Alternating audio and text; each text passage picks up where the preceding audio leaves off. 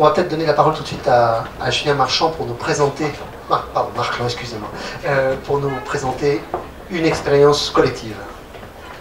Voilà, bonjour à tous. Vous avez tous reçu en entrant un petit papier. Alors, je ne sais pas si les auteurs les ont, les petits papiers, mais ça serait bien qu'ils participent aussi. C'est un petit papier là, comme ça, je vais vous en donner un, où vous avez des débuts de phrases. Hein, j'ai un souvenir flou, je me souviens. Et avec Marc, on a voulu donc consacrer les 30 ans des parvis poétiques en faisant ensemble un poème collectif.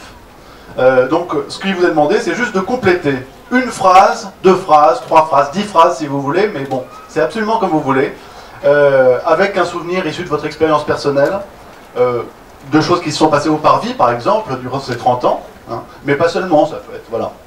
Et donc voilà, vous complétez cette phrase, et puis ensuite, on va à la pause, tout à l'heure, je vais récupérer tous les papiers, et au retour de la pause, je vous interpréterai notre poème du jour. Merci. Alors on va commencer cette table ronde et je voulais lui donner un titre.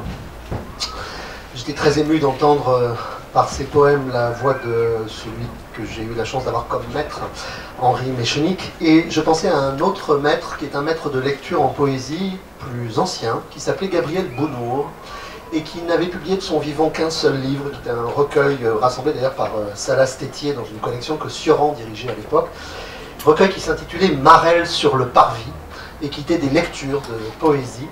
Et Marelle sur le parvis, ça me paraissait surtout sur un plancher dessiné comme celui-là, quelque part dans le mariage du ciel et de l'enfer, ou entre ciel et enfer, comme toutes les Marelles, une bonne proposition pour un débat collectif sur la poésie, cette poésie qui serait effectivement un jeu commun, mais aussi quelque chose comme une vérité pratique, parce que la Marelle, ça se fait.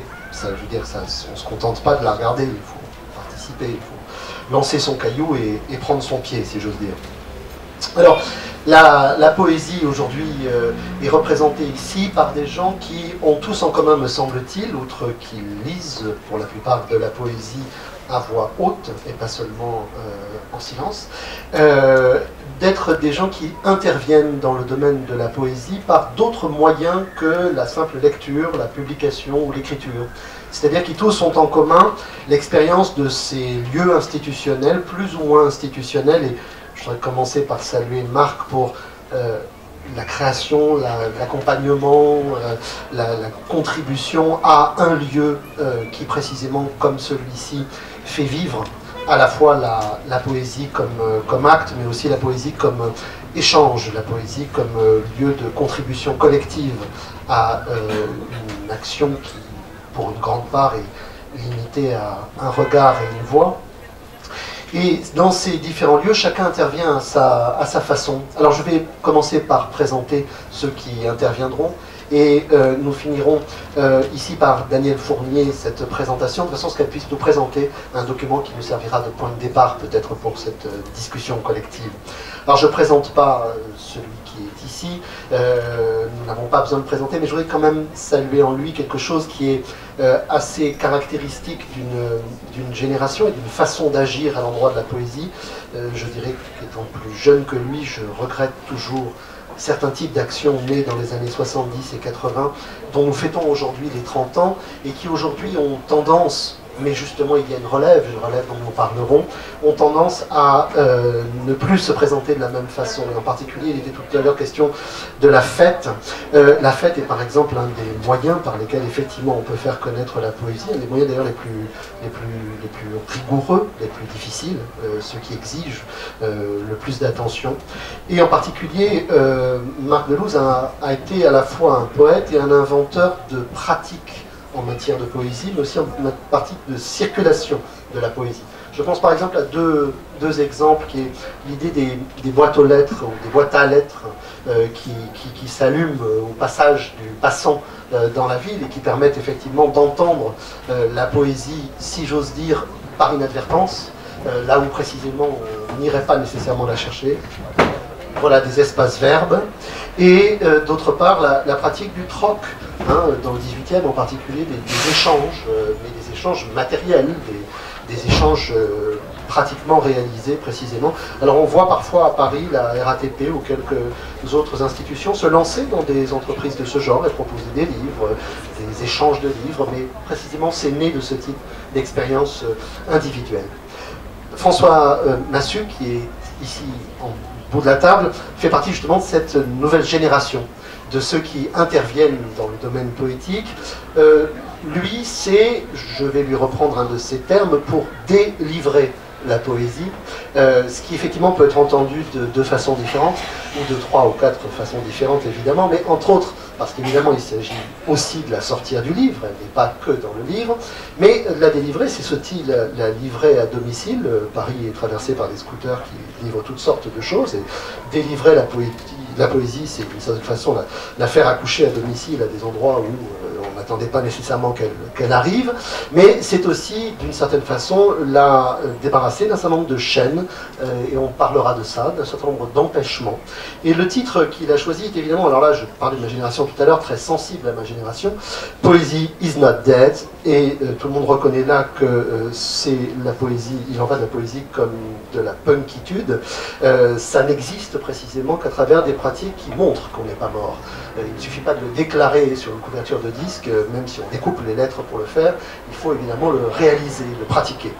Donc on parlera avec lui précisément de ces nouvelles pratiques, par exemple de pratiques qui associent la poésie à d'autres rhizomes, pour reprendre certaines de ces expressions, musique, vidéo, d'autres exemples.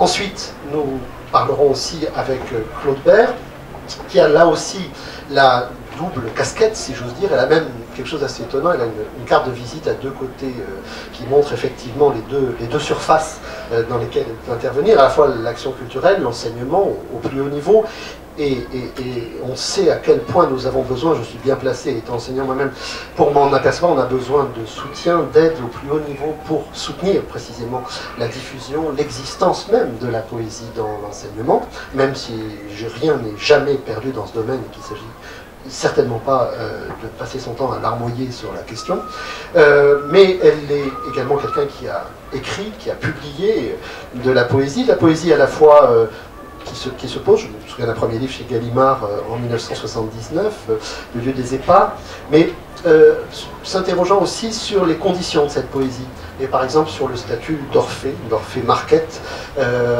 c'est-à-dire que c'est une poésie qui, dans une certaine mesure, a aussi une dimension critique, comme elle le propose dans un livre intitulé Au dire de l'écrit, justement, où il est question aussi de critique de cette possibilité de donner la place à la voix poétique. À côté d'elle, Seamus Datekin, excusez-moi, je me suis mal rendu. Seamus Datekin, qui présente ici quelque chose qui est important. André Walter incarne également, sous d'autres formes, cette présence de la multiplicité des langues, ou de l'ouverture des langues dans la poésie, en particulier dans la poésie française. Il écrit en 3 langues, si j'ai bien lu, enfin il a la possibilité d'écrire au moins en 3 langues. Il a d'ailleurs en commun avec certains d'avoir publié ses livres et d'en avoir été même salué par des prix, je pense au prix Mallarmé par exemple, qui est un prix extrêmement important dans la poésie française contemporaine et dont il a été tributaire. Et d'autre part, il revendique quelque chose, nous en parlerons, qui est important aussi pour la diffusion de la poésie auprès de tous les publics, et qui est la possibilité de défaire d'une certaine façon la poésie des identités, particulièrement des identités nationales.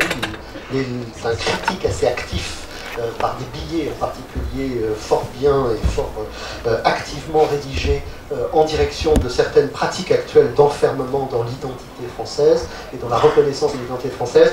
Il y a une action positive de la poésie qui consiste précisément à, on parlait tout à l'heure de délivrer, à se défaire aussi de certains particularismes, de certaines identités, et en particulier au sujet de la langue française, dont il indique qu'elle n'a pas précisément de vision particulière, mais qu'elle est au contraire traversée par les visions particulières, qu'elle se propose aux visions particulières de ceux dont elle véhicule la langue, l'expression. Marie-Étienne, que l'on connaît sans doute, a en commun le voyage également, avec André Walter, Seamus Datekin, la pratique d'une institution culturelle. Et quelle institution culturelle? Celle qui, là je parlais encore de ma génération, pour ma génération, a été peut-être la plus impressionnante, celle qui revendiquait précisément d'être élitaire pour tous, ce qui pourrait être une des définitions du projet de la diffusion de la poésie contemporaine, de la poésie vivante, c'est-à-dire avec Antoine Vitesse, précisément d'une part le travail administratif, si lourd parfois, mais si utile et si important pour des institutions théâtrales, mais aussi le travail d'une action politique, elle contribuait aussi à cette revue, d'une action politique par des lectures associées au Parti de Gris ou à Chaillot, dans des pratiques en quelque sorte. Elle a aussi une casquette qui est celle d'une critique très suivie de la poésie contemporaine, de la poésie vivante dans la quinzaine littéraire, et d'articles qui en particulier accompagnent cette poésie. Je parlais tout à l'heure du prix Mallarmé. De façon curieuse, c'est pour un livre où il était question d'Anatolie qu'elle a reçu également le prix Mallarmé en 1997. Alors, Olivier Comte a lui une pratique, une activité qui est à la fois très particulière et qui, d'une certaine façon, ressemble à celle qui pourrait réunir ceux qui sont ici. C'est précisément la possibilité de diffuser la poésie par un véhicule, par un moyen. Il s'agit des souffleurs commando poétiques qui consistent, me semble-t-il, à revendiquer d'une certaine façon ce qu'on ose revendiquer dans la pratique collective de la poésie, et qui est précisément son accès au ralentissement, au murmure, au secret, au silence, à travers un tube. Le tube est d'une certaine façon le moyen que l'on utilise, qui porte un autre nom, nous en parlerons, et qui est précisément un instrument, mais cet instrument est un instrument qui revendique, me semble-t-il, la pratique du chuchotement, du murmure dans la poésie, et qui est précisément un excellent contre-feu à d'autres moyens plus violents, plus brutaux, plus spectaculaires dans un sens extrêmement large, et c'est donc une pratique extrêmement subversive, même si elle a précisément ce côté discret. La discrétion a quelque chose d'autrement subversif que d'autres pratiques. André Welter, qui a effectivement une œuvre importante de poète, aussi des récits, a également une activité qui, pour tous ceux qui lisent de la poésie, est extrêmement importante et a joué un rôle dans l'histoire des 20 dernières années qu'on doit saluer tout de suite, qui est celui d'être à la fois un éditeur de poésie, quelqu'un qui en particulier la transmet dans le support le plus important qui est le livre de poche, le livre accessible, le livre pas cher, et dans une collection prestigieuse chez un éditeur prestigieux, mais aussi d'avoir été pendant très longtemps une des voix de la poésie à la radio. On aura, j'espère, le temps d'aborder cette question absolument centrale, mais qui est une question, si je veux dire, là pour le coup dramatique, qui est la quasi-disparition, j'exagère à peine, de cette lecture constante de la poésie contemporaine à la radio, dont André Welter a été l'un des acteurs principaux, mais tout le monde connaît également sa faculté de faire venir les steppes d'Asie centrale ou le Tibet au centre de la poésie française, et de faire par exemple, plutôt que de la marelle, du cheval au milieu de la poésie, en revendiquant précisément l'allure cavalière à laquelle il s'intéresse, ou la revendication du port d'armes dans une ville afghane, comme une expérience poétique parmi les autres. Au Kurdistan aussi, bien sûr.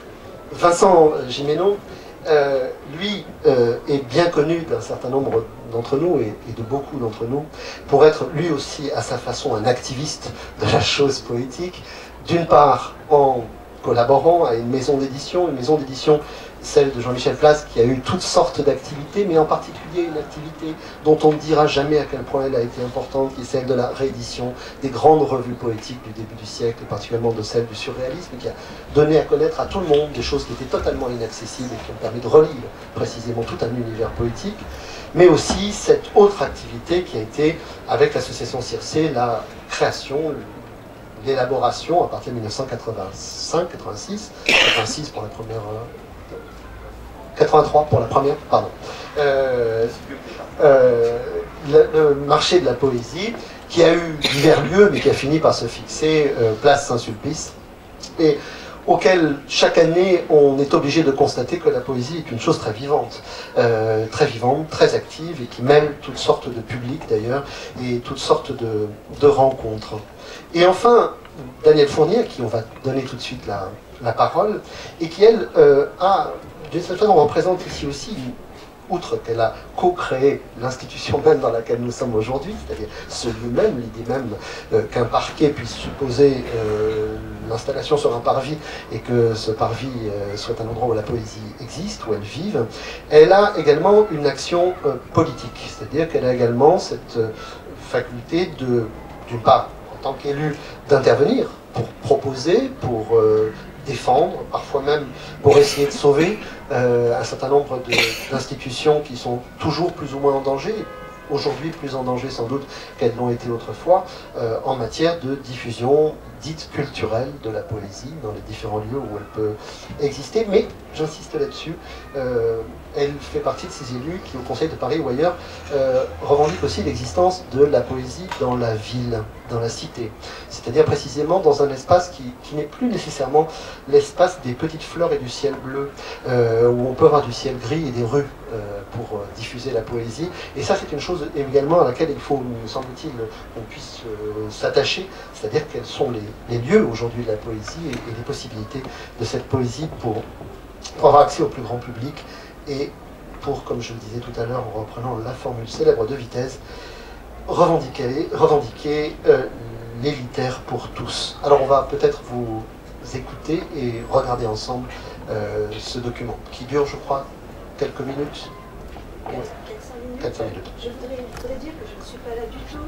Je ne suis pas là du tout comme élue, mais c'est fortuit. Hein, on a tous plusieurs vies et j'ai été pendant 20 ans présidente des paris poétiques et c'est à ce titre-là que je vais faire en 4 minutes, j'espère, 5 minutes, un petit historique.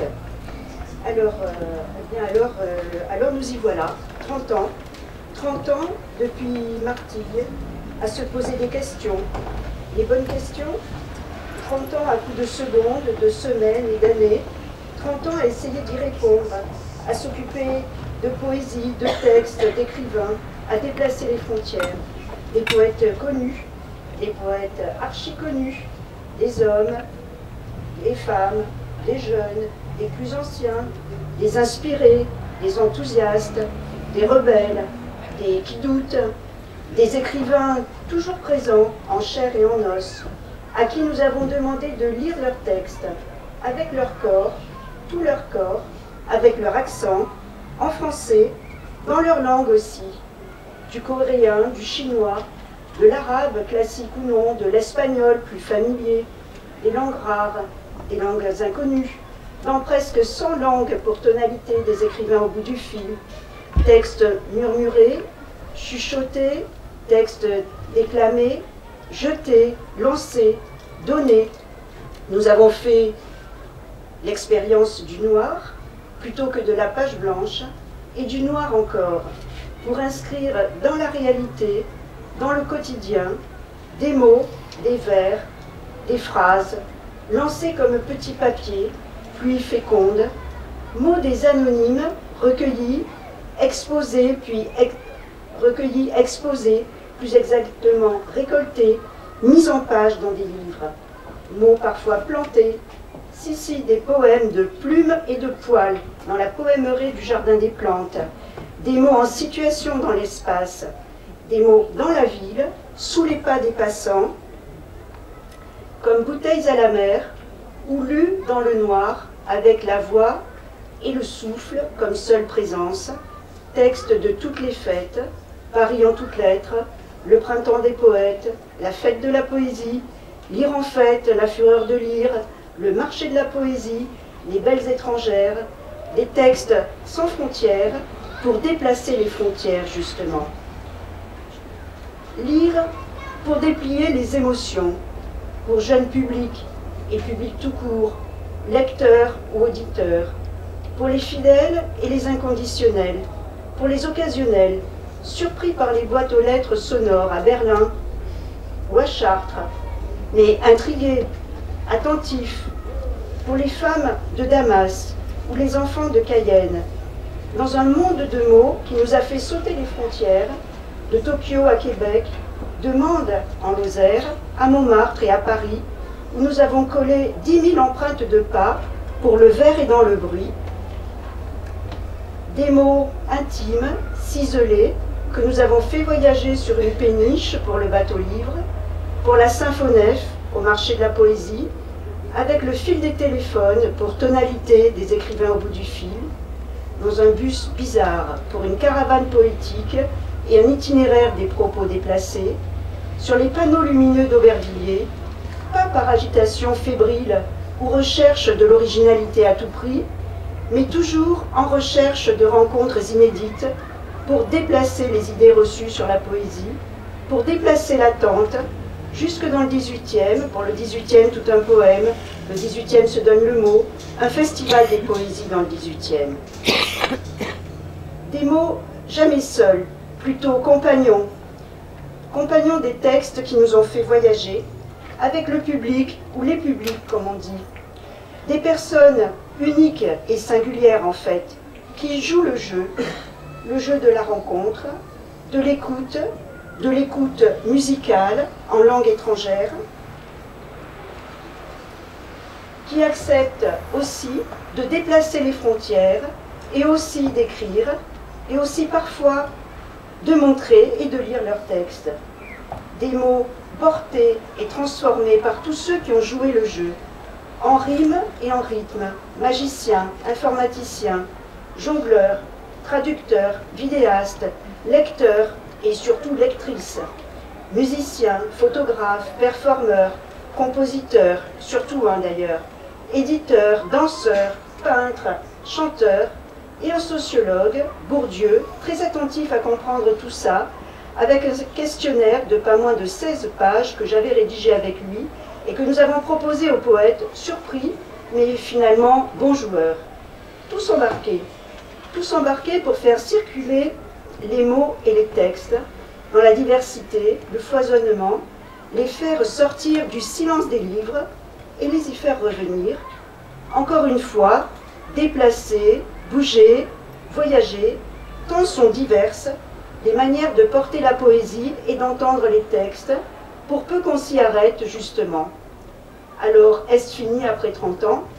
Une belle étape, je dirais, tant il est encore besoin de faire bouger les frontières. À vous de lire, à vos délires. Merci.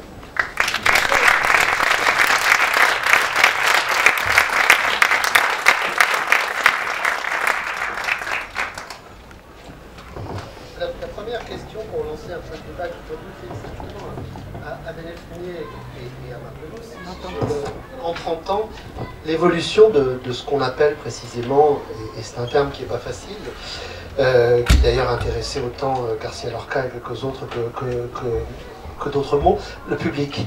Qu'est-ce que c'est un public de poésie?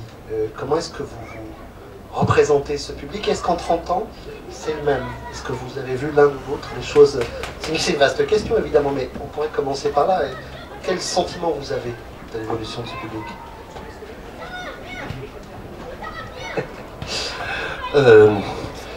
Je ne vais pas répondre à ces questions qui n'ont pas de réponse. J'oserais dire que c'est une très bonne question, c'est celles qui n'ont pas de réponse, en effet. Parce que le public, on ne sait pas ce que c'est. On le cherche toujours, on croit le rencontrer. Ce qui est intéressant et ce qui nous a, je pense, véritablement motivés, en tout cas je parle aussi pour moi en tant que poète, hein, c'est-à-dire pourquoi j'ai créé les Parvis poétiques, c'est parce que c'est hiatus qu'il y avait entre le monde de la poésie et puis le monde tout court, enfin je veux dire, il y avait des voix qui ne rencontraient pas d'oreilles, et c'était très difficile d'essayer de combler cette chose-là. Donc c'est le public, c'est quelque chose qu'on cherche et qu'on n'atteint jamais véritablement. Et par définition, dont on n'a pas forcément de retour. Je veux dire, le retour, ça n'a pas été trop notre problème. C'est le problème, par exemple, d'un éditeur. C'est-à-dire, effectivement, un éditeur qui publie de la poésie peut quantifier le nombre de lecteurs, hein, le nombre d'exemplaires vendus. Nous d'acheteurs, par contre, pardon, d'acheteurs, effectivement, les lecteurs, c'est en général beaucoup plus important, heureusement, que d'acheteurs. Voilà. Mais nous, on peut pas savoir ce que c'est que le public. Et donc, à partir de ça, on peut le chercher sans fin, et c'est ce qu'on a essayé de faire depuis 30 ans et qu'on continue à faire. Je crois que tous, autant qu'on est ici, c'est ce qu'on essaye de continuer à faire. peut-être que enfin, je pense que le point de vue est différent selon qu'on est écrivain ou qu'on est, je dirais, impliqué dans une action de passeur. Peut-être que Vincent, justement, peut mieux y répondre, puisqu'il a beaucoup œuvré pour diffuser la poésie, et pas Alors, par simplement exemple, pour ceux... Enfin, au marché de la poésie, c'est environ, il y a à peu près 500 éditeurs qui sont présents, Oui, de cet ordre-là. Et est-ce qu'on a une idée de ce que le public représente, justement? Le public, c'est un peu difficile. Il y a une seule année où on a pu avoir une estimation de la part de la préfecture, donc si on multiplie les chiffres de la part des organisateurs. Mais enfin, vraisemblablement, on est à peu près aux alentours d'une cinquantaine de milliers de personnes qui viennent pendant les 4 jours du marché de la poésie, ce qui est déjà considérable. Bien entendu, c'est difficile parce que c'est un lieu de passage aussi, donc il y a peut-être une partie du public passant sur la place Saint-Sulpice qui n'est pas ni un public ni de lecteurs ni d'acheteurs. Mais en tous les cas, ce qui nous rassure, nous, c'est que les éditeurs reviennent de plus en plus nombreux chaque année, ce qui prouve que la manifestation fonctionne. Et notre intérêt à nous, c'est pas d'avoir 50 000 visiteurs ou d'en avoir 60 000 ou 70 000, c'est qu'en tous les cas, les éditeurs qu'on reçoit à place Saint-Sulpice soient satisfaits du travail qui a été effectué. Or, ça a l'air d'être le cas, donc on va essayer de persévérer encore. Le marché de la poésie va sur sa 31e édition, mais il a 30 ans comme les parvis poétiques. On a très souvent travaillé ensemble avec Marc et Daniel. Moi, plus personnellement, puisque c'est à travers Marc et Daniel, je pense que j'ai découvert une certaine vocation sur ce secteur d'activité. Mais en tous les cas, pour répondre à votre question, c'est difficile effectivement de cerner le public. En tous les cas, je pense que ce public est quand même un public réceptif à la culture d'une façon générale. Je crois peu aux manifestations grand public pour la poésie. Il s'agit plus d'essayer d'élever les gens vers la poésie plutôt que d'essayer de la faire redescendre, même si on arrive à faire des manifestations en public, mais je crois peu à la réceptivité grand public de la poésie, sauf dans un terme générique un petit peu plus global. En tous les cas, sur cette longueur d'onde des parvis poétiques et du marché de la poésie, je pense qu'on a très souvent partagé les mêmes conceptions sur cette ouverture aussi vers d'autres formes d'expression culturelle et artistique, comme la musique, la danse, le cinéma, le théâtre, etc. etc. Et ça, je pense que c'est ce qui est le plus important pour justement aller vers le public, c'est de prouver que la poésie n'est pas seulement dans le livre et dans les mots, mais qu'elle est aussi dans d'autres espaces de création. Simplement une petite précision, effectivement, il y a le public de la poésie. Bon, je dirais celui-là, bien sûr, il nous intéresse parce qu'on se sent proche, mais c'est pas tellement pour eux qu'on a œuvré. Et pareil, je crois que pour beaucoup d'entre nous ici, c'est ouvrir au public tout court, c'est-à-dire celui qui n'est pas le public de la poésie. Et comment faire qu'il se rencontrer ce public-là? C'est-à-dire, en fait, c'est pas du public, c'est la société en général. C'est les passants, c'est les gens qui vivent dans les villes, etc. Donc comment rencontrer ces gens-là? Donc là, c'est ouvrir bien au-delà du public proprement dit de la poésie, où il y a les lieux pour ça, où il y a les revues, où il y a les éditions, etc. Et je crois que tout un tas d'activités qu'ont les gens ici, c'est effectivement pour arriver à toucher ce public qui n'est pas le public traditionnel de la poésie. Justement, je voudrais entendre Olivier Comte, par exemple, pour les souffleurs commando poétiques, et François Massu pour voir quelle est à la fois leur pratique et quels sont les enjeux. Je vais vous faire passer le...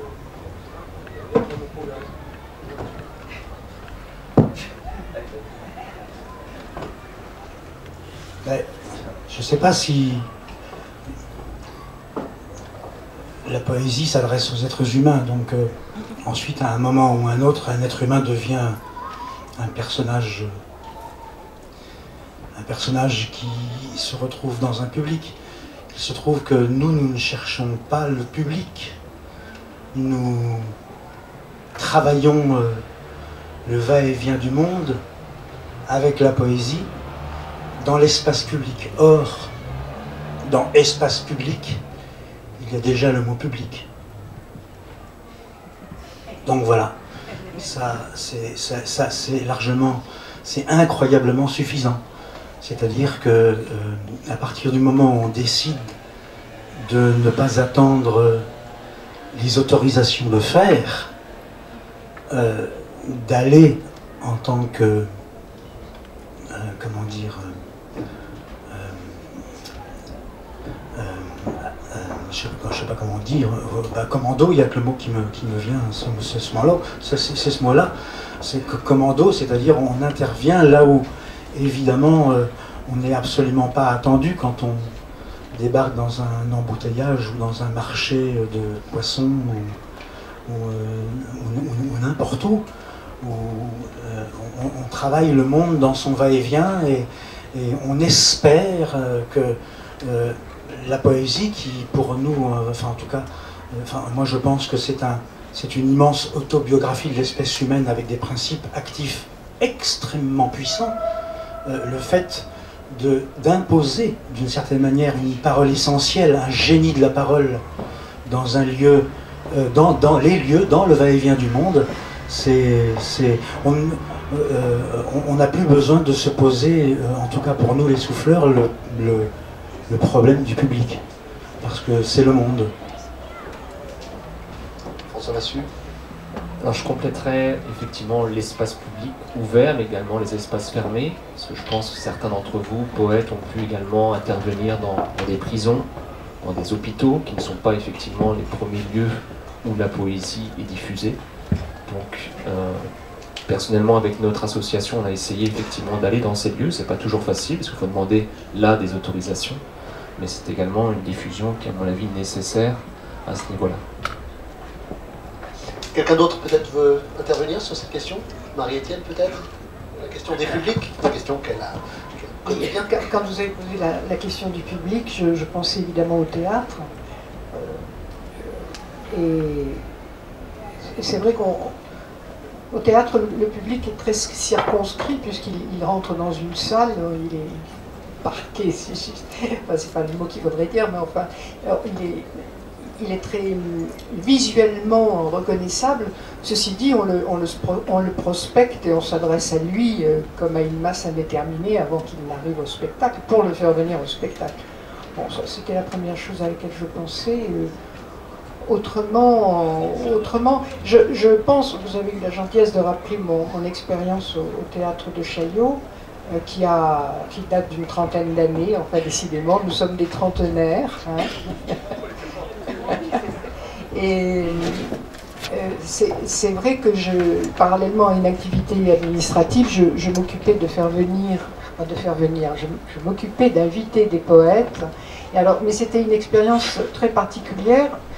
Alors là, il y avait le public du théâtre qui venait, mais un public plus large aussi, puisque c'était de la poésie, et de la poésie qui était dite dans un lieu de théâtre, et plus particulièrement encore dans des décors d'un spectacle qui avait lieu les autres jours de la semaine, puisque les lectures se déroulaient le lundi, et le lundi, comme vous le savez peut-être, est un jour de relâche au théâtre.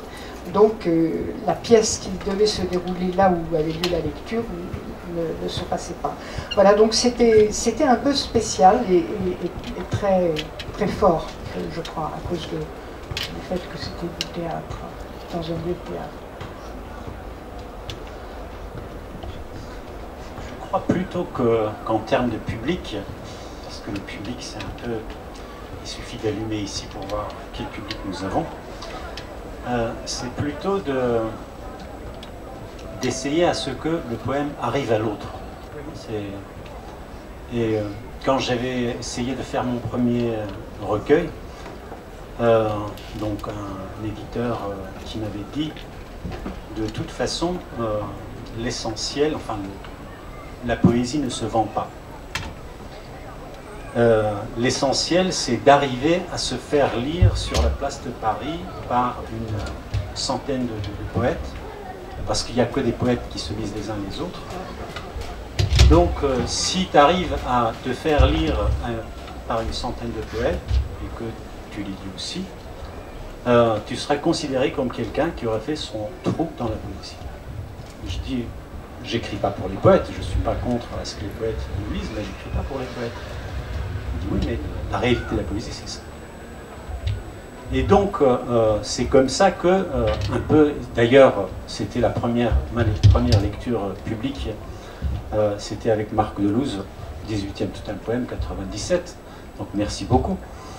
Et je me suis rendu compte que, pour que la parole poétique arrive à l'autre, il fallait donc faire le pas vers vers cet autre, hein, qui est notre semblable, notre frère, comme dit le très grand.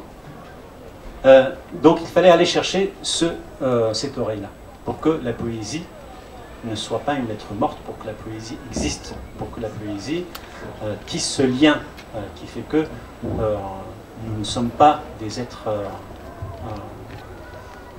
isolés, mais que nous avons un lien à construire ensemble pour aller vers, je ne sais pas, vers quelque chose. Donc c'est plutôt dans ce terme-là, créer ce lien, et pas forcément en termes de public, mais en termes de, voilà, mon semblable, mon frère. Ce serait ça.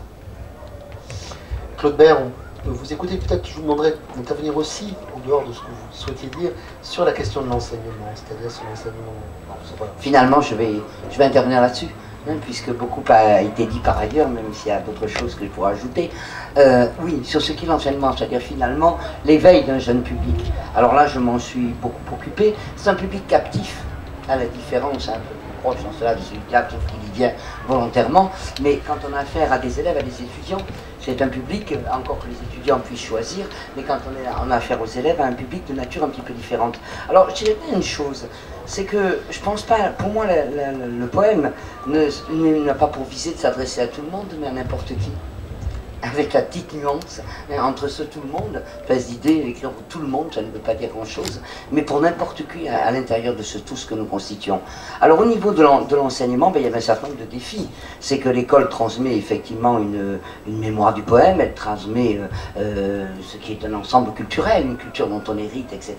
Mais ce qui était l'enjeu, du moins quand je m'en suis occupé, a été de faire entrer à l'école le poème contemporain et les poètes contemporains. Alors là, on le fait évidemment pas seul, c'est avec toi, c'est avec le Printemps des Poètes, c'est avec la Maison des Écrivains, c'est avec, etc. On pourrait les citer tous, sous forme de partenariat, que ceci peut avoir lieu. Et il se passe des choses, je citerai pour ne pas parler trop longuement, et notamment sur ce qui a été tout un ensemble de dispositifs à l'école, qui sont ces ateliers. Qui sont les ateliers, qui sont les options, qui sont peu importe, dans lesquels on a un partenariat entre l'enseignant et effectivement le poète vivant, comme ça existe en théâtre. Et ça a été beaucoup plus difficile à le mettre en place, ou c'est parfois moins évident de le mettre en place qu'en ce qui concerne le théâtre. Pourquoi? Parce que le théâtre se présentait comme à part, tandis que la poésie était englobée, si je puis dire, dans l'enseignement de la littérature. Donc pour la faire entendre de façon spécifique, il me semblait qu'il y avait là, et je n'étais pas la seule, un enjeu important, et un enjeu, y compris politique, fondamentalement politique, dans le rapport à la langue. Parce que moi, ça me paraît, il y a un Nanterre qui vient de me demander un article sur la poésie au théâtre, qui est paru là, et dans lequel je dis ce qui me paraît, c'est que le poème sur une scène, le poème qui vient dans une classe par effraction, si je puis dire, là, en ce sens-là, je suis d'accord avec tout. Bien par réfraction, en commando, par réfraction, change quelque chose du rapport à la langue, ou secoue quelque chose du rapport à la langue. Voilà. Et je voulais simplement citer une seule chose, peut-être parce que ça donne quelque chose d'un peu tonique sur l'idée du rapport à la poésie et de ses possibles futurs.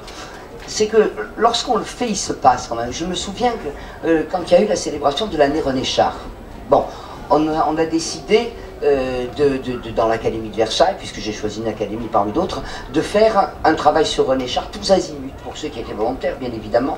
Et il s'est retrouvé plus de 600 élèves à l'intérieur du théâtre de Gennevilliers, ayant travaillé, mais évidemment avec des partenaires, pour présenter et pour lire du René Char. Et c'était parfois, le recteur qui s'était déplacé, même le ministre s'était déplacé à l'époque, pour aller demander aux élèves s'ils n'étaient pas déroutés, surpris, toujours cette même idée de la poésie. La poésie n'est pas accessible, la poésie n'est pas pour eux, la poésie n'est pas pour nous, toujours.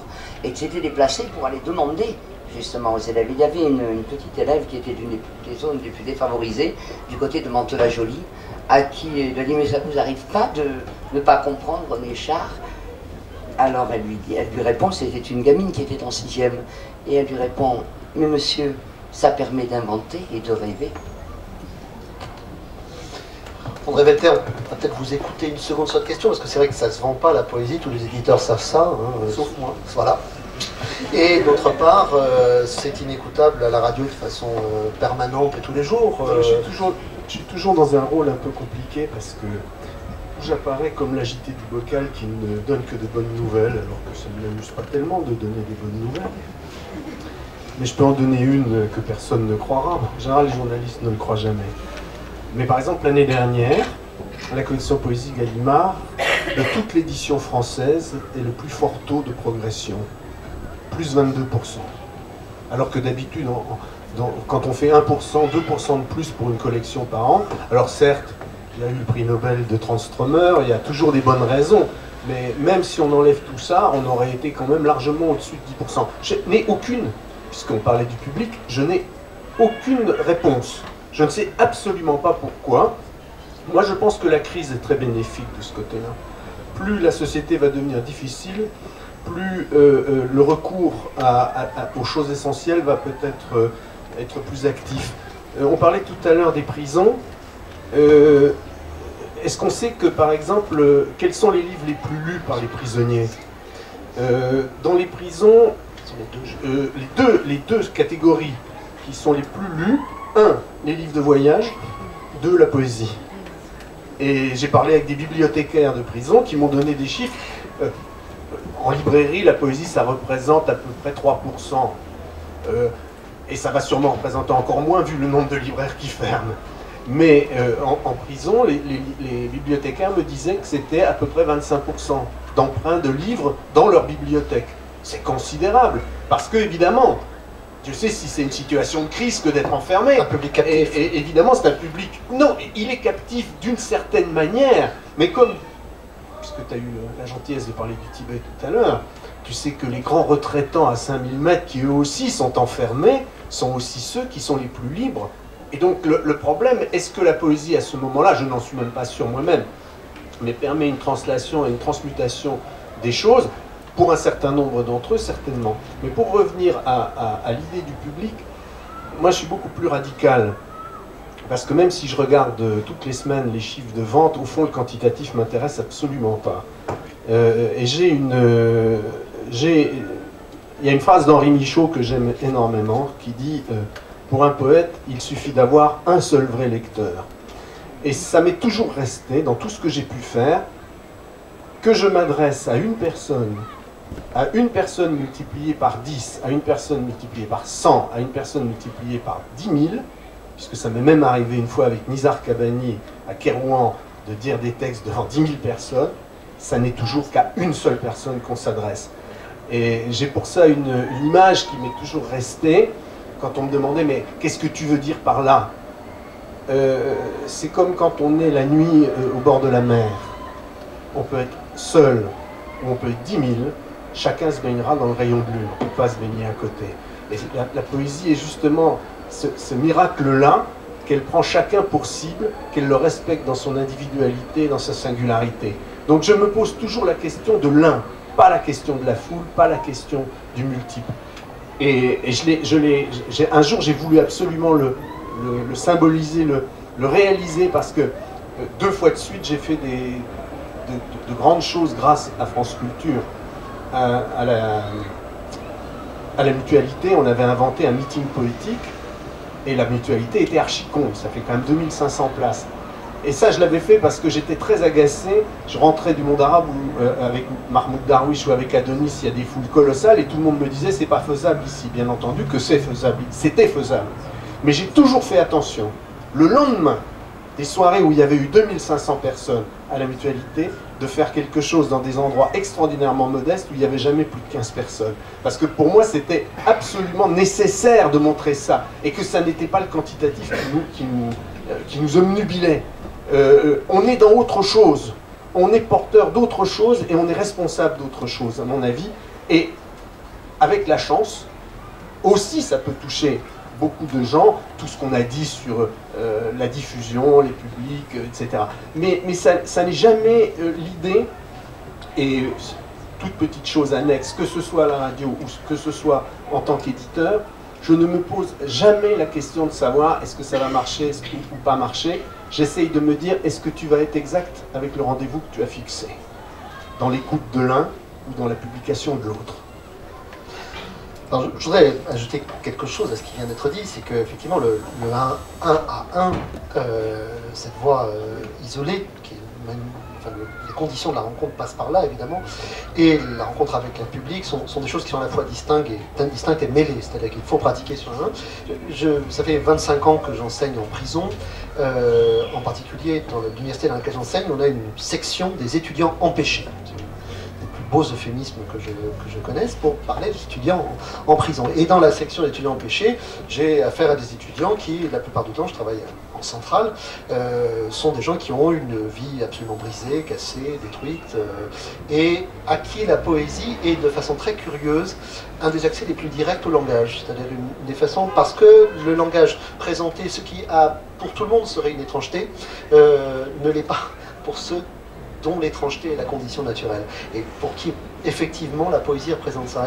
Le deuxième exemple que je voudrais évoquer, qui me donne des raisons d'espérer, paradoxalement, c'est que j'ai la chance d'enseigner sur la littérature contemporaine. Il y a très peu de lieux en France aujourd'hui où on peut enseigner à l'université sur la littérature vivante. Je parle de celle du 21e siècle et pas de celle du 20e siècle.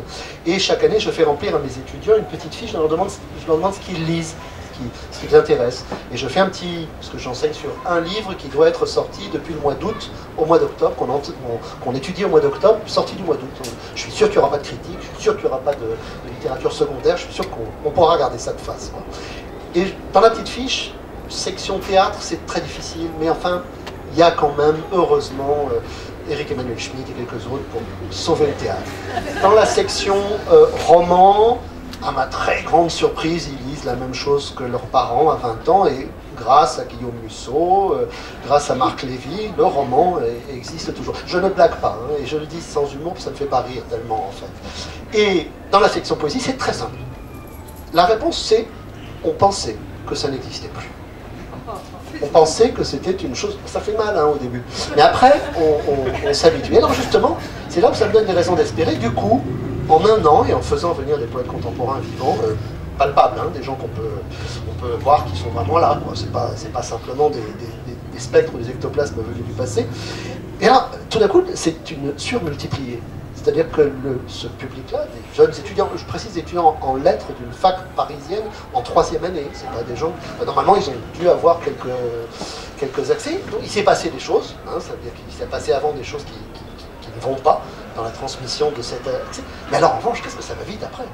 C'est-à-dire à quelle vitesse, du coup, la littérature contemporaine, la poésie contemporaine, devient pour eux l'objet d'une familiarité absolue. Et je les retrouve au voûtes, je les retrouve dans des lectures de poésie franco-américaine tout à fait avant-gardiste, et ben avec beaucoup de passion, comme pour le rock'n'roll ou pour d'autres choses.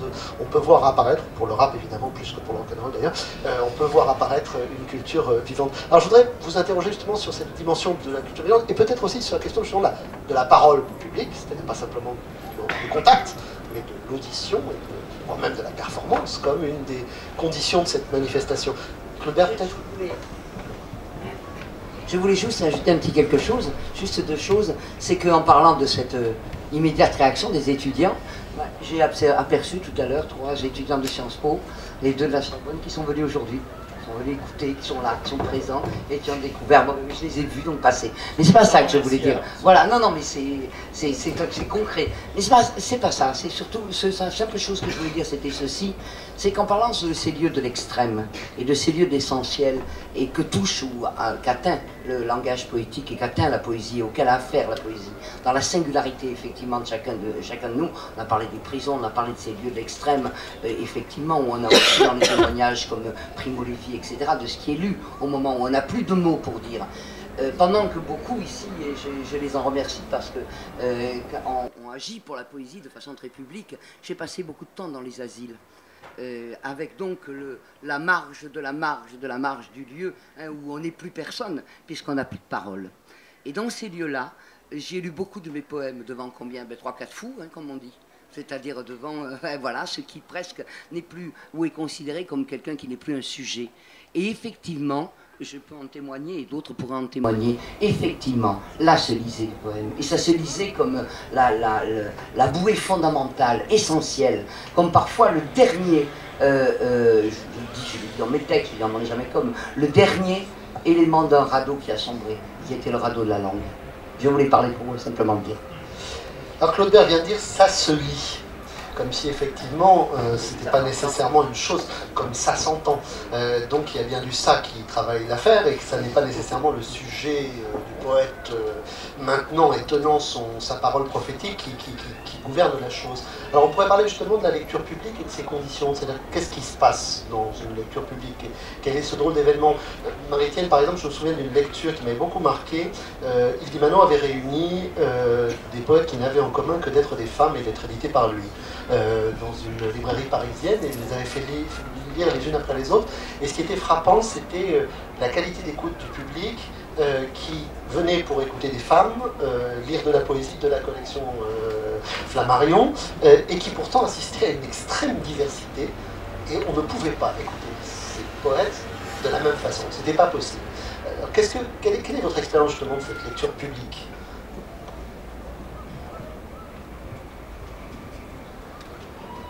Et du fait de parler.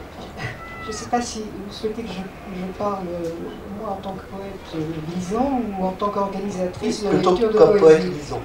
Alors, comme poète lisant, en fait, j'ai fait l'expérience en même temps du poète qui organisait des lectures pour les autres et du poète qui lisait. Et je commençais à publier à cette époque-là et c'était très très difficile. Et pour moi, de présenter les poètes que j'invitais. D'ailleurs, beaucoup ne savaient même pas que c'était moi qui m'en occupais, tellement j'étais timide et tellement je me cachais. Et c'était aussi très difficile de me présenter et de me lire. J'avais surtout le sentiment d'une incroyable indiscrétion. J'avais le sentiment de me mettre nue devant les gens. C'était épouvantable. Et à la fois c'était faux et vrai. C'était faux parce que certains ne comprenaient rien à ce que je lisais, mais quand on comprenait, on comprenait tout. Alors là, c'était terrible. Donc voilà ce que je pourrais dire dans un premier temps. Il y aurait énormément de choses à dire. Je pensais, si vous me permettez, je vais juste faire allusion à un texte que j'avais écrit dans une revue qui était L'Art du Théâtre, une revue qu'Antoine Vitesse avait voulu créer lorsqu'il était à Chaillot. Et on m'avait demandé un texte sur la lecture des poètes. Et je l'avais fait précéder d'une citation de Mandelstam qui me paraissait tout à fait convenir. D'ordinaire, un homme, quand il a quelque chose à dire, va vers les gens, cherche des auditeurs. Mais le poète, c'est le contraire. Alors évidemment, ça n'est pas vrai de tous les poètes, mais moi je me retrouvais bien dans ce genre de poète qui avait tendance à se cacher pour finalement dire quelque chose aux autres. Et je me souviens, une des premières lectures que j'ai organisées, j'avais été très frappée, c'était pas encore à Chaillot, c'était au Théâtre National, au Théâtre des Quartiers d'Ivry, plutôt que dirigeait déjà Antoine Vitesse. J'avais organisé une lecture de poésie sur la revue Poésie, avec donc Michel Deguy qui dirigeait et qui dirige toujours cette revue, et les membres du comité de rédaction de la revue. Et alors ça avait été une catastrophe épouvantable parce que Michel Deguy était arrivé furieux, bougon, et sans un seul livre. Et alors j'avais trouvé ça absolument inouï, et je crois que ça reflétait bien, c'est vraiment pas en mal que je dis ça de Michel, parce que c'est un ami, mais je trouve que c'était exactement la position d'un certain nombre de poètes. Ça a dû changer quand même, parce que les poètes ont pris l'habitude de lire, de se produire en public, mais là, c'était manifestement un refus pas du tout conscient, un refus de se présenter aux autres et de dire ses textes. Je pense qu'il a effectivement pas mal changé, vu qu'il sera là demain. Donc il viendra peut-être avec un livre, on verra, avec 25 autres. Non, ce que je voudrais quand même dire, c'est que ce qui ressort de ce qui se dit là, en fait, ça met bien à jour une sorte de paradoxe sur lequel, au départ, on a créé les parvis poétiques, et peut-être sur lesquels beaucoup de choses qui s'organisent ici avec les gens que j'ai voulu réunir pour cette table ronde, à savoir que la poésie est profondément de l'ordre de l'intime, de la solitude. Je parle bien sûr des poètes, de l'écriture, mais je parle aussi de la lecture. Parce que la lecture, profondément, se fait en solitaire. La lecture en général et la lecture particulièrement de poésie. Alors, comment articuler cette chose étrange, dire voilà, une chose qui se produit profondément dans la solitude, qui se consomme, entre guillemets, dans la solitude, comment le diffuser, l'élargir, le rendre public. C'est une idée assez curieuse.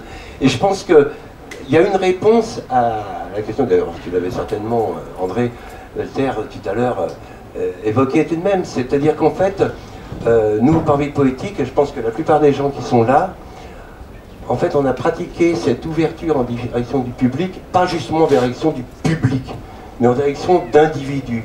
On a toujours cherché à toucher une personne. Que ce soit nous, dans les boîtes aux textes, dans les téléphones, chacun décroche, entend un poète lui dire un poème, 700 auteurs, on a enregistré pour ça, etc. C'est-à-dire il y a toujours ce rapport individuel au poème. Et même dans les lectures qu'on organise, disons, plus traditionnelles, comme il y aura peut-être demain, etc., on essaie toujours de faire en sorte que chaque spectateur, chaque présent qui est là, chaque participant, ait l'impression qu'on lui parle à lui.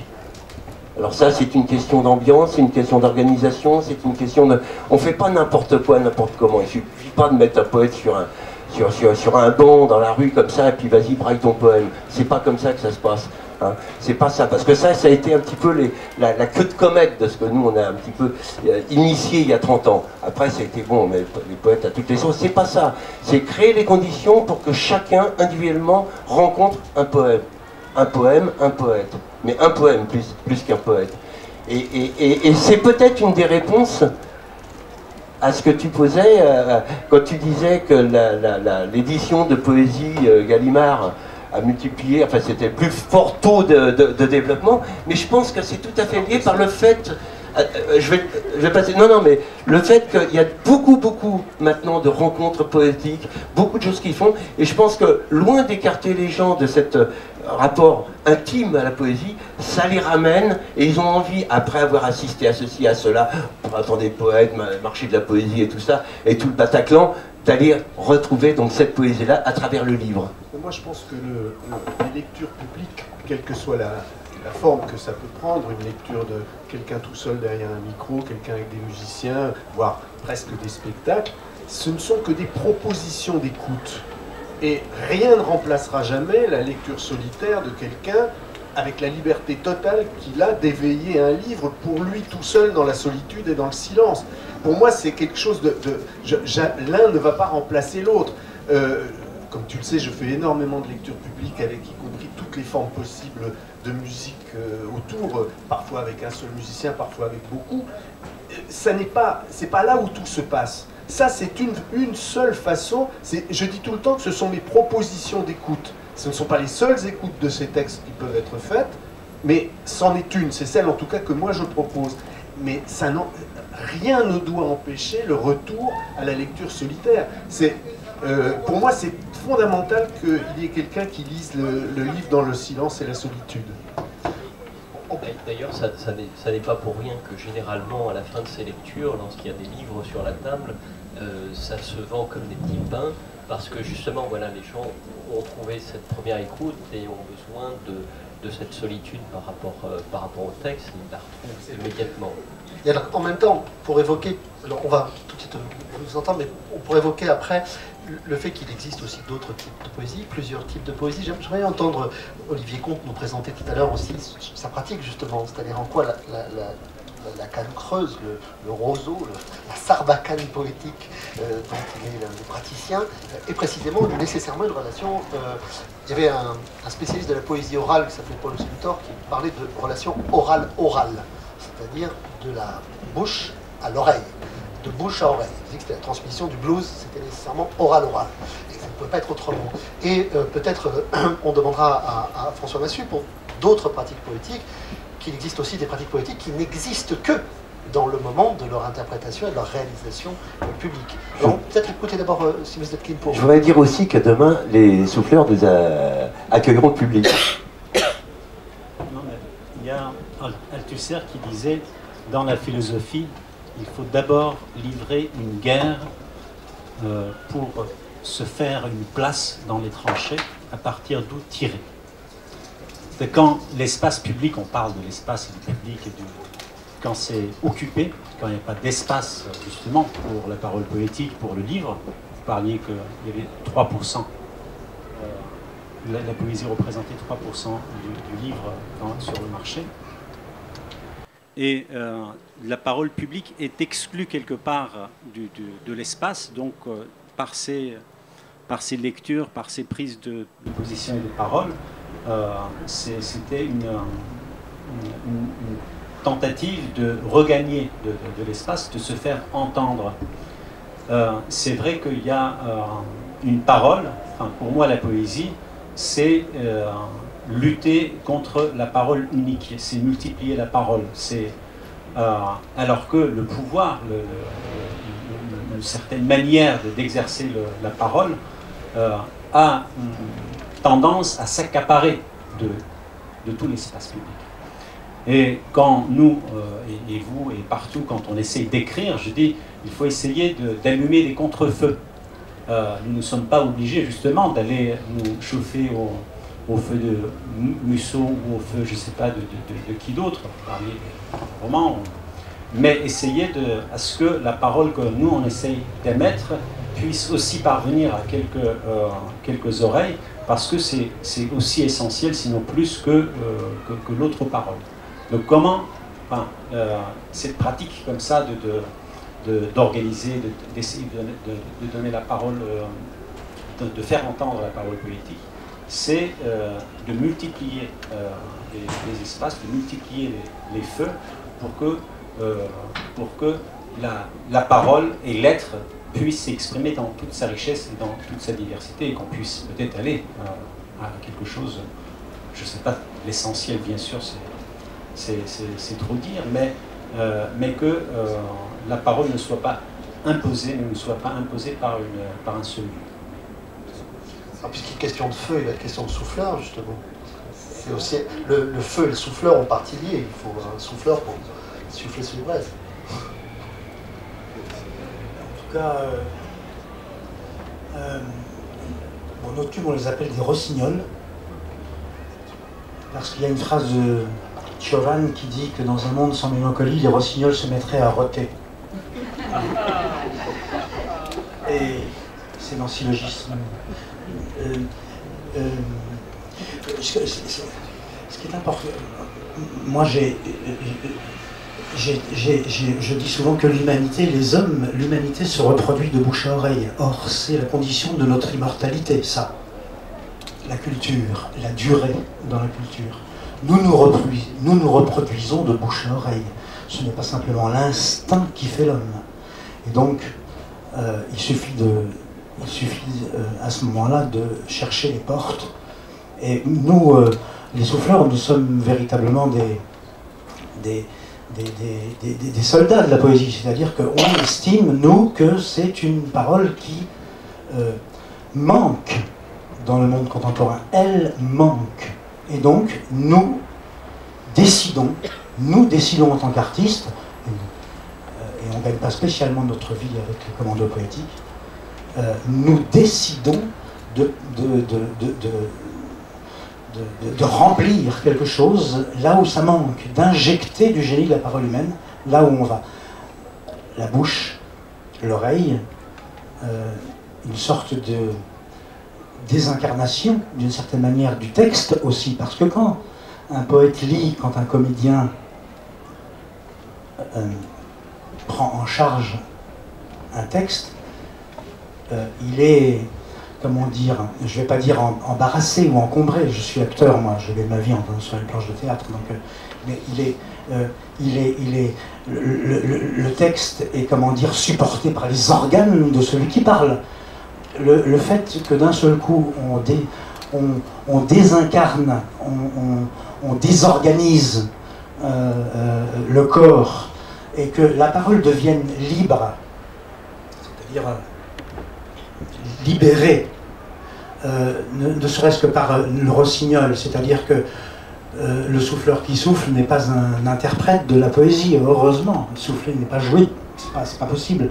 Nous sommes simplement dans une transmission qui, en plus, travaille à la périphérie du champ visuel. Quand vous avez un gros tube qui vous se pose sur l'oreille, vous ne pouvez pas regarder celui qui vous regarde, qui vous parle. On est là, on est comme ça. Donc on se retrouve avec son propre regard sur le monde et un texte qui tombe dans le sac d'organes, mais ce texte-là qui tombe dans le sac d'organes, il est débarrassé des organes de celui qui dit. C'est la condition, à mon avis, pour nous, de rejoindre ce que vous disiez, André, sur le fait que, d'une certaine manière, la solitude revient.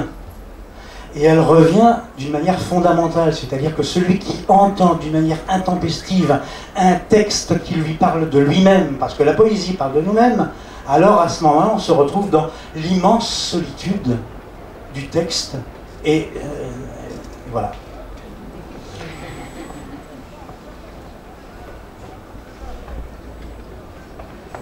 Alors, Poésie is not dead invite parfois des poètes vivants à faire de la poésie dans le cadre de votre collectif.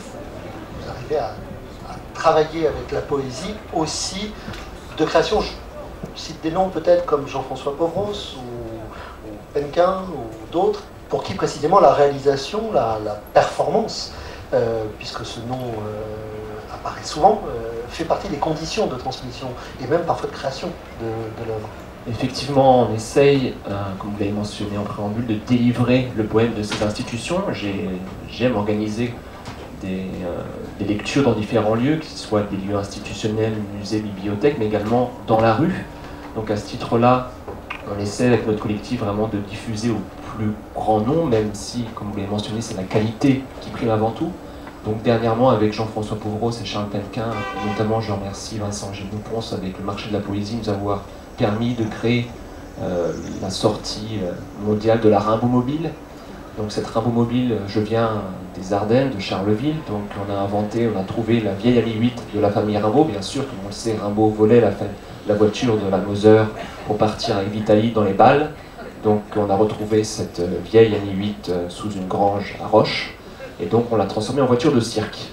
Et donc en juin dernier, dans le cadre du marché de la poésie, on a diffusé la poésie dans différents lieux de Paris, place Colette, place Edgar Quinet et place Stalingrad, avec cette voiture qui tournait dans Paris, donc qui diffusait, je vois encore cette image, remonter la rue de Rennes avec ce mégaphone, vraiment je n'ai pas le droit d'utiliser parce que c'est utilisé uniquement pour les pompiers, qui diffuse à 3 km.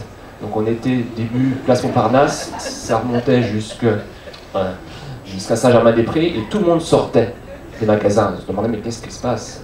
Et voilà, donc ça c'est une façon de provoquer un peu les gens. Et quand on a fait cette lecture performance place Stalingrad, je vois très bien Charles Penquin qui accueille à la fin ce public qui passait, qui allait notamment au cinéma LK2, qui se demandait mais qu'est-ce qui se passe, c'est quoi, c'est fou, en plein milieu de la place Stalingrad. Et il découvrait, ah bon, les poètes ça existe encore, et effectivement il y a un dialogue qui se naît. Donc c'est avant tout une rencontre avec une personne, deux personnes qui après, comme vous l'avez mentionné, iront chercher dans une librairie, malheureusement s'ils trouvent, parce que tous les éditeurs ne sont pas forcément faciles à trouver dans les librairies, donc ça c'est encore un autre problème, à part effectivement, et de diffusion des poètes via des petites maisons d'édition. Mais également, on essaie de diffuser, là dernièrement on a lancé des chaises poèmes, on essaie de faire à Paris, donc une installation de sculpture avec des chaises, sur lesquels sont gravés au laser des poèmes, un poète de Rimbaud, un poème d'un poète contemporain.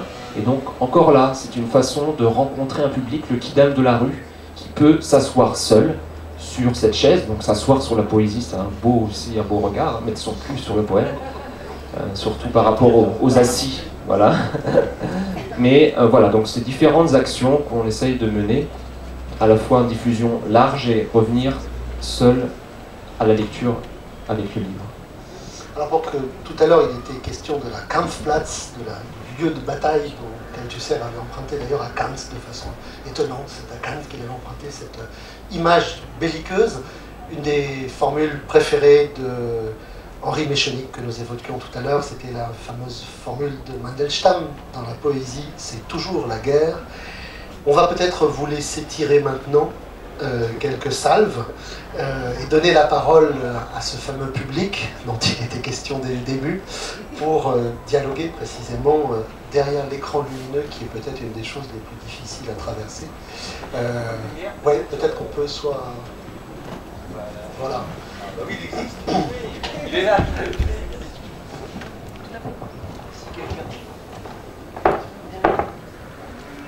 Tiens, je vais... Quelqu'un veut le micro?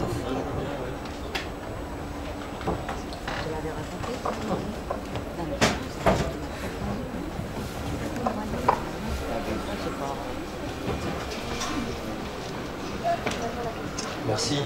Je reprends le flyer, enfin le prospectus en français.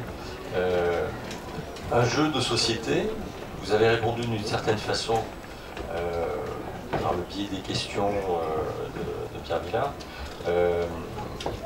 En même temps, on a l'impression que la société elle-même refuse de lâcher la poésie et que des tas d'artistes qui sont autour de la poésie continuent de s'y accrocher. Très récemment, pas loin, là, dans le Jardin des Halles, il y avait un festival éphémère, dans lequel il y avait des musiciens, des poètes, des sculpteurs, des photographes, etc. La seule contrainte était qu'il y ait un rapport avec le public. Donc ça va très bien avec une partie des questions que vous avez posées. Et là, le public, il n'était pas venu pour ça. Pas du tout. Il est là parce que c'est le week-end, parce qu'il fait beau, et les enfants, ils vont jouer.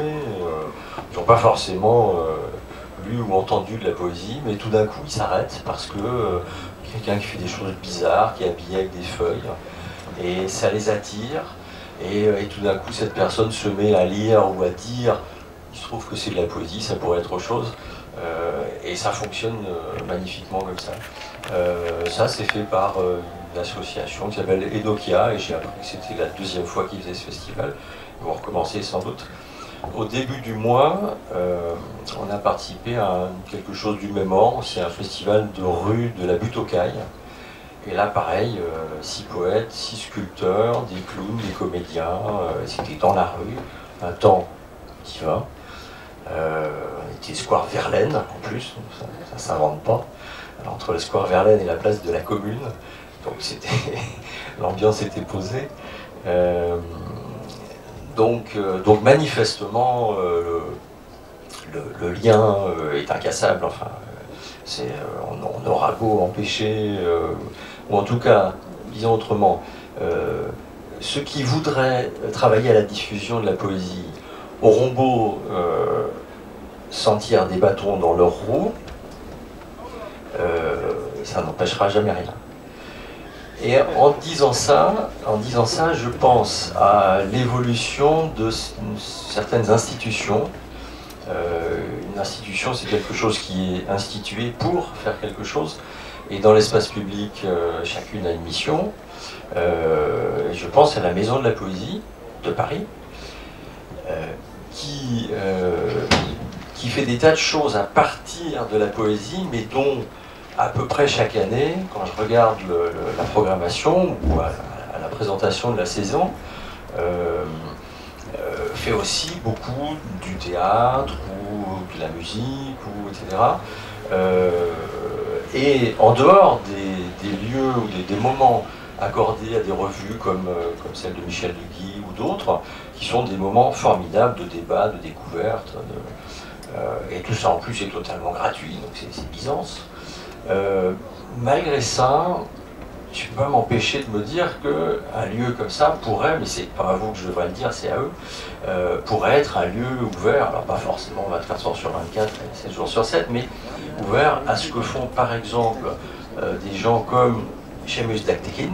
je me permets d'en parler parce qu'il a la modestie de ne pas en parler lui-même, mais quand même, il faut savoir que je crois que c'est tous les mois, enfin, il le dira mieux que moi s'il le veut, il invite 3 poètes, plutôt des gens sérieux, enfin, quel que soit le sens qu'on veut mettre sous le mot sérieux, alors soit qui ont publié, soit qui ont fait des tas de choses dans leur vie, et en tout cas, il y a là des moments, moi j'ai assisté 2-3 fois, et à chaque fois je suis ressorti ravi, on mange un morceau après, enfin c'est à la fois humain, chaleureux, et d'une vraie élévation intellectuelle, c'est pas le mot, enfin poétique.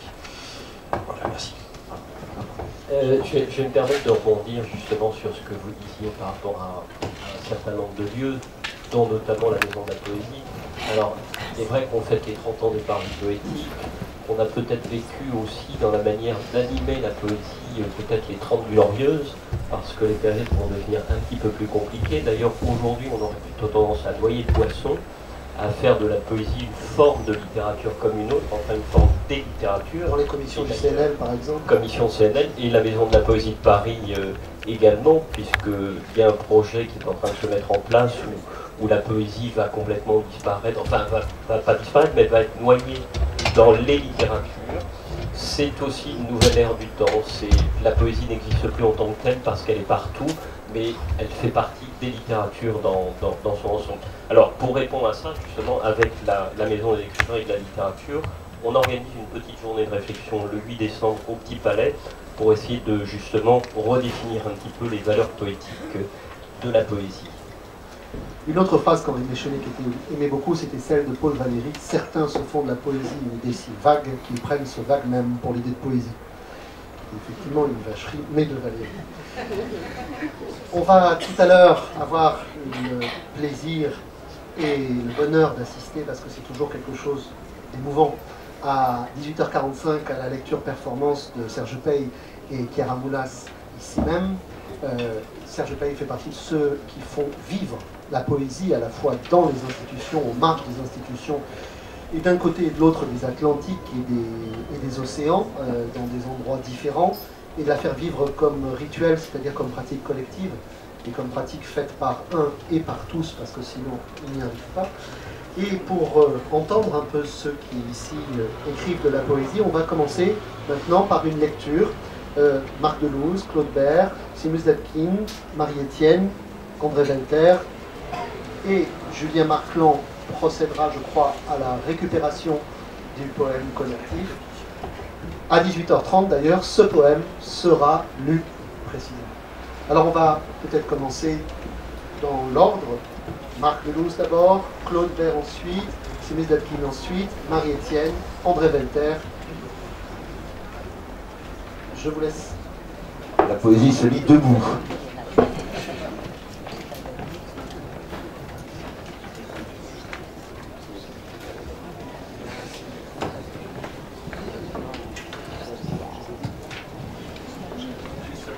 Ce poème que je dédie aux poètes, aux 30 poètes qui vont participer, qui vont participer à ces 30 ans des Paris, mais au-delà d'eux, bien sûr, aux 400 poètes avec qui nous avons travaillé depuis 30 ans. Et puis tous ceux avec qui nous n'avons pas encore travaillé, mais on ne saurait tarder. Le titre, c'est « L'aimant du vide attire le silence des formes ». C'est autour, tout autour, dans le hors-page du dessin, que la forme s'incarne. Ainsi, toute image est un organe arraché au corps du monde qui nous étouffe, comme un linceul de silence jeté sur ce qui reste de nos corps après que fut passée la chirurgie de l'histoire. C'est autour, tout autour, dans le hors-champ du champ, que le poème réel se déploie. Ainsi, toute parole est une viande, mâchée, déglutie, digérée, déféquée, dans le ciel parcouru d'astéroïdes échappés à la gravitation de la mémoire. C'est autour, tout autour, hors de l'instant vécu, du moment partagé et du verre vidé que le présent s'invente. Ainsi, tout est change et commencement, et fin du tout. Car ville, ciel, paysage, musée, hommes, femmes, poètes, artistes, public, plus on en voit, moins on en voit.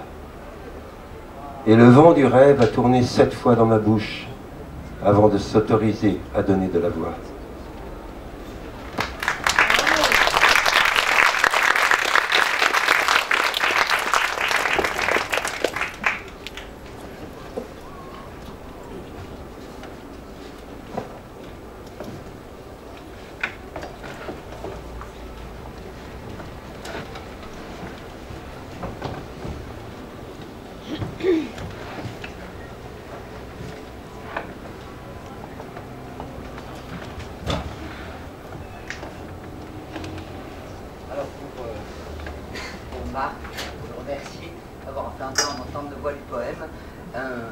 Sur le poème lui-même et sur cette écoute que nous en faisons. C'est un texte qui était dédié à René Char et à mon père, tous les deux donc, compagnons de la résistance et commandants de la résistance. Le poème est toujours de peu au bavardage prétentieux de la parole.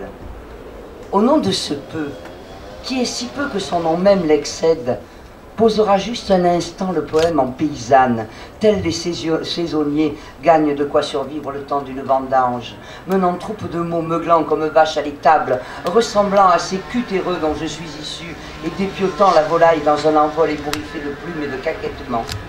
Car il y a place pour tout dans la poétique pense, qui tout engloutit, tant l'ample que le chétif, le murmure que le brame, le mot minime en bout de langue que la logorée du potlatch. Il y a des choses que non, disait la mère du père dans son parler de montagnarde, désignant ainsi l'ordinaire des atrocités humaines, barbares et polissées, en allant au poulailler d'un même geste, distribuer le grain et les balles cachées sous la paille des œufs. Il arrive inépuisablement des choses que non, et que, pareil au disque d'argile ou au pain d'olive partagé entre les hôtes, tendent parfois le poème sa moitié de parole, dont l'autre possède égale part, rappelant que jamais, sauf à tuer, aucune parole n'épuise la parole, avec cette incomplétude, ce suffisamment de manque ou d'excès, d'écart à l'équilibre des antiques particules pour que quelque chose naisse. Parfois seulement, car le poème va aussi au tout venant, il y a de l'inquiet dans le poème, du non-quiet, qui enfin s'inquiète de ce qui se dit, de l'indéfini, qui cesse enfin de clore le monde au bruit d'une bouche, et puis de l'altérité non réduite, de l'autre non assigné à soi.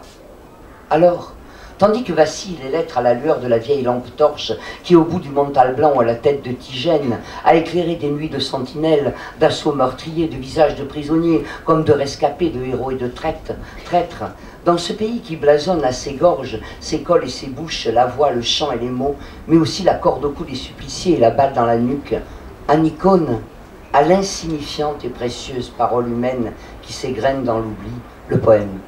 Comme un coin dans le gras de la parole, obstinément poème, pillant pillé à 1000 moineaux jetés par poignées dans les halliers, pelletant les mots pour déterrer l'arête de sèche sous la croûte de sel, comme sous les chines frémissantes des luzernes, une question dans la profusion de la parole, ou pris à la gueule du loup, un éveil dans l'indigence de la parole.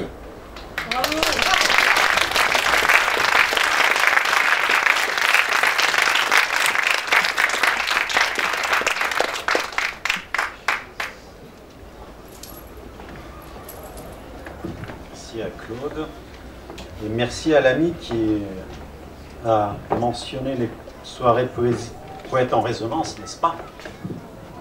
Il est parti, merci. Effectivement, nous allons commencer la 6e saison des soirées le 26 octobre et j'espère que nous aurons l'énergie et les moyens de pouvoir continuer. Des moyens.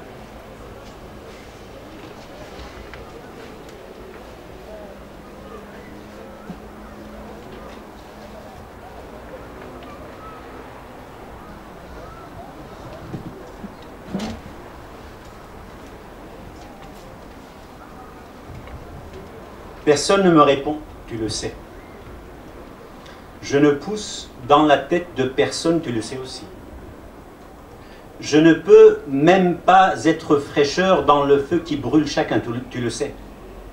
Ce que je dis de ma colline me déformera un peu sur ta colline, tu le sais aussi.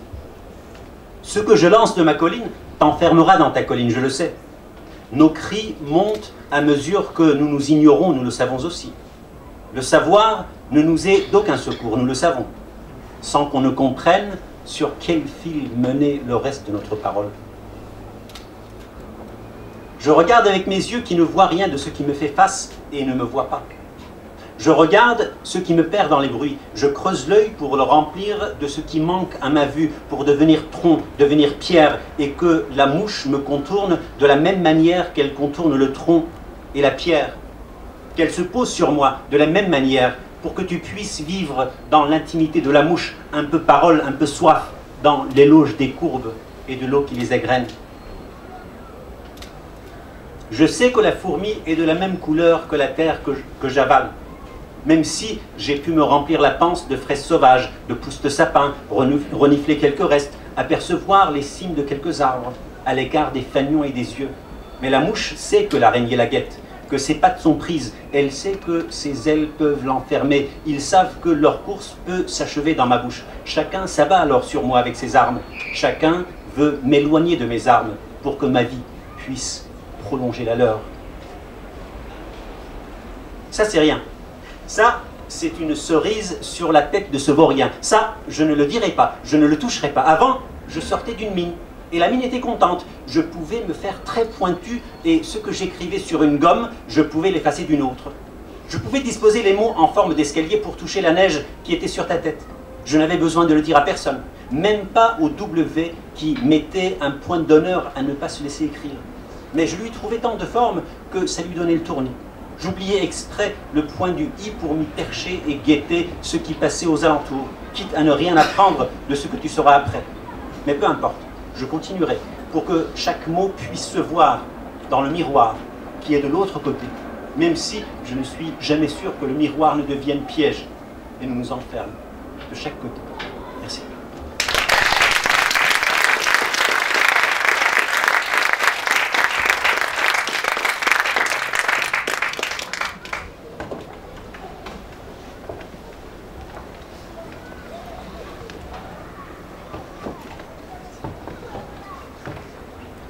Je vais vous lire un poème qui est le seul de ce livre. D'ailleurs, c'est un livre que j'ai écrit sur le cinéma, sur mon rapport au cinéma ou le rapport de mon écriture avec le cinéma. Et donc ce poème est inspiré par un film que vous avez peut-être vu, qui s'appelle, je crois que son nom est Ernesto, et c'était un film de Marguerite Duras. Et dans ce film, il y a un personnage qui a 7 ans mais qui mesure 1,80 m et qui a un air d'adulte. C'est un personnage magnifique. Donc il s'appelle Ernesto et mon texte, mon poème s'appelle La peine d'Ernesto. Tu voulais me parler, dit la mère, qui épluche les patates, à son fils Ernesto, debout derrière son dos. Il avance, il s'assied. Je voulais, oui, mais je vais te faire de la peine. La mère, qui est russe, continue d'éplucher ses patates. Elle en a un gros tas devant elle, maintenant. Je ne veux plus aller à l'école. Pourquoi ? Demande la mère avec calme. Parce que je n'aime pas apprendre ce que je ne sais pas. Tu n'y es allé qu'aujourd'hui. C'est pas la peine, dit Ernesto, qui est le premier de 7 enfants. Sa sœur Jeanne, Aimée, et le tas de brothers and sisters indistincts. Il ne veut plus aller à l'école. Elle donne l'information au mari. Tout de même, il est encore enfant. Le mari doit être mal réveillé ou idiot. Il porte sa chemise de nuit en coton et boutonnée sur le devant avec des pressions. Ennuyeux, dit-il, on nous mettra en prison. Comment as-tu appris à écrire et à lire? Demande le maître d'école à Ernesto. J'ai ouvert un livre et j'ai lu. J'ai ouvert un cahier et j'ai écrit pendant une nuit. J'ai compris la création du monde, l'arche, les animaux, les arbres, leurs feuilles, le vent surtout, et que c'est pas la peine.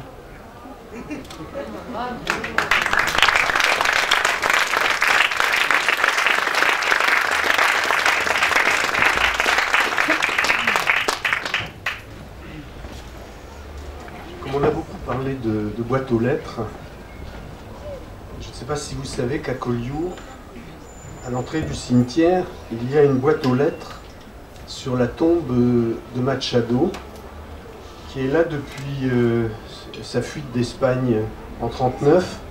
Il est arrivé et il est mort d'épuisement au bout d'un mois. Et depuis cette époque, il arrive des lettres adressées à Antonio Machado, cimetière de Collioure. C'était Pedro Soler, mon ami guitariste flamenco, qui m'avait raconté cela, et j'y croyais pas du tout.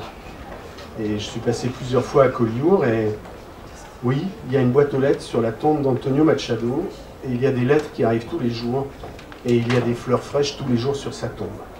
Alors j'ai fait comme les autres, je lui ai écrit une lettre. Antonio, on va laisser la poésie à ceux qui en parlent sans la vivre. Je ne veux pas chercher dans tes vers les résonances les plus évidentes, ni les complicités solaires. On commémore toujours à tort et à travers, ça ne rassure que les dévots. Mais à Collioure, où on t'a mis en terre, alors que tu venais d'arriver, la mort ne fait qu'hésiter. Elle n'emmène pas large à l'entrée du cimetière. Les fleurs de chaque jour sont si fraîches pour toi que c'est le temps qui sèche et se fane. Et puis, tu tiens table ouverte, on dirait, ta pierre de dessus comme la page d'un livre, comme un drap de lichen et de sel marin. Surtout, on peut chuchoter dans ton silence, caresser un avenir auquel on ne croit plus, et t'écrire une lettre. La boîte sur ta tombe est un défi permanent pour des rêves, des révoltes, des aveux, adressés en poste active. Tu tends à chacun un miroir d'exil qui n'impose rien, qui reflète à volonté l'inquiétude ou la pause, le soupçon ou la joie. Singulier face à face en intime solitude, dont tu es le réceptacle, l'éveilleur, le refuge, pas le juge. Voilà pourquoi je te confie dans l'air du soir, un peu avant le crépuscule, ce que nul n'a à savoir. Et que pourtant j'engage loin des parades testamentaires, par effraction sauvage et pure. J'ai mes raisons, tu n'en doutes pas, qui sont déraisonnables, fabuleuses, obscures, et battent à fond mon cœur sonore. Mon cœur qui ne triche pas avec le swing des mots, avec le sens des notes. Je suis près de toi, Antonio, parce que la grâce ici-bas est souvent au plus haut, souvent au plus éperdu. Les dieux, nous le sentons, se noient ou se baignent dans nos veines, c'est nous qui décidons. C'est nous qui tenons les rênes du ciel, nous qui inventons nos blessures, nous qui acceptons d'entrer dans le premier scalp venu. Il a fallu une chute en continu et tant de nuits trouées pour qu'un seul frisson efface le centre, la gravité, pour qu'un seul pas de côté renverse le courant, les perspectives, toutes les lignes de fuite. Un souffle a lavé mes yeux, et ce souffle m'appartient. Et il court les univers à la vitesse de la lumière. J'ai repéré ce prodige, je l'ai saisi, conquis, accueilli. J'en suis aussi fier que possible. Mais cette sorte de miracle a un nom de sagesse folle, un nom de femme et de dédicace enchantée. Il n'y a là que de l'imprévisible, jeté à la vue de tous, à grandes enjambées, hors champ. Antonio, tu me comprends, je t'escorte dans le songe infini où tu as suivi Léonore. Et tu peux me suivre en esprit quand j'évoque un corps à corps, qui a choisi son lit de forge, de rituel, de sacrilège. L'amour se nomme ainsi, comme un cri dans la bouche, que l'âme seule reçoit. Amour insolent et solaire, le plus sexuel qui soit et le plus libertaire. Je ne crois pas au grand repos. L'éternité est un grain de sable dans le bec d'un oiseau. Vénérons cet instant, Antonio, qui est sans adieu dans le soir de Collioure. J'y place mes syncopes et ma force, la musique d'une pensée hédoniste et stoïque, un envoûtement qui dure. Merci.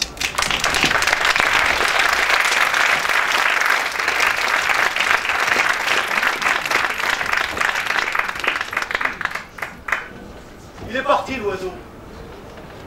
C'est taillé par la porte. Il est parti, le salopio. Si, ample, pas pressé, spatial. Ma parole, pas à pas, il a vivé les météorites. Il est passé à ras la muraille. Si. Plat, le triple saut, la spirale, le triple loupe, et plat, tel que. Il s'est trémoussé, s'est tripatouillé, s'est tâté peu, puis plat. C'est taillé, le sale oiseau. Si. Il est parti, le passereau. Le mille pattes, lui, s'est terré. Il ne respire pas, lui. Il n'est pas téméraire, plutôt terre à terre. Il était atterré. Pas. Wow! Quel pis! Pas mal! Il est parti le plumeau, là, par la porte! Le taulier a pâli, lui aussi. L'amulette était à terre, les plumes. Le pape était sorti, mais le saule pleureur lui-même était alarmé. Le marsupilami arrive. C'est marré. Pas marsupial, l'oiseau. Marteau, mais pas maso, l'artiste. Il pépiait, impartial, patriote, allumé, battu, et plat! Il est parti! Il n'était pas spartiate, mais têtu. Sur le mur, là, il est passé. Il se fait pas, à l'aise, plam, loup. Tel les satellites, quoi. Le superstar. Le mille pattes, lui, est resté assommé. Plume, le plume. Il lisait, alors. Il matait, et plat! Il s'était Miro, sous opium ou presque. Ah, quelle torture! Il est parti, le passereau. Elle a réussi, la sale oie, à passer sur la muraille. Elle n'est plus là, la petite pipelette, la pipioleuse, la petite pisseuse. La serrure a été trompée. Le passe-muraille qu'elle l'a appelé. Moi aussi, après ma sieste, réaliser la traîtrise. Pas même 3 mots. Quelle petitesse! La sale petite tête rousse à plumes! Il a pissé au lit et il est parti. Et elle est partie sur la mer, la mouette. Portée par les 3 mâts, au soleil. Elle est pas tarée. Pas plus la piole. La mer. La mer. Il est parti, l'oiseau. C'est taillé, le picassier. Ma plumée, plume. Seul là, reste moi seul et mes mots pour le retour. Et le pupitre où atterrit la mélopée, le poème pionneur pour le petit Pierrot. Le poème pour seul mémoire. Seul reste le poème, où se miroitent l'allée, le port, les oreilles, les mirettes, la lampe tempête, le sommeil, l'espoir. Il a promis qu'il passerait le parasite. Il m'appellera peut-être. Il est parti, de toute façon.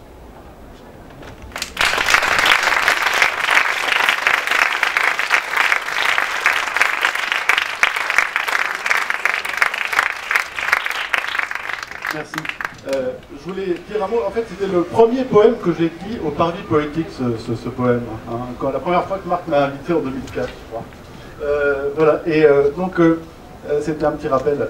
Et donc, je voulais juste une précision. Là, il y a la pause, je crois, c'est ça. Hein. Il y a la pause qui arrive. Donc, on va pouvoir. Voilà. Mais par contre, on vous tient à l'œil parce que on a besoin que vous écriviez. Hein. Bon, c'est pour le plaisir. Mais que les petits papiers que vous avez reçus, vous avez le temps, là, vous avez encore 5 minutes, je dis, pour compléter une phrase, 2 phrases, 3 phrases, comme vous voulez. Et, voilà, on a même des stylos, formidable. On est équipés, donc vous n'avez pas d'excuse. Au moins une phrase qui vous passe par la tête, un souvenir, voilà, peu importe. Et je vais récolter tous ces papiers durant la pause, et ensuite on viendra dire ce poème. Moi, je viendrai dire le poème qu'on aura composé ensemble. Voilà. Merci. À 18h30.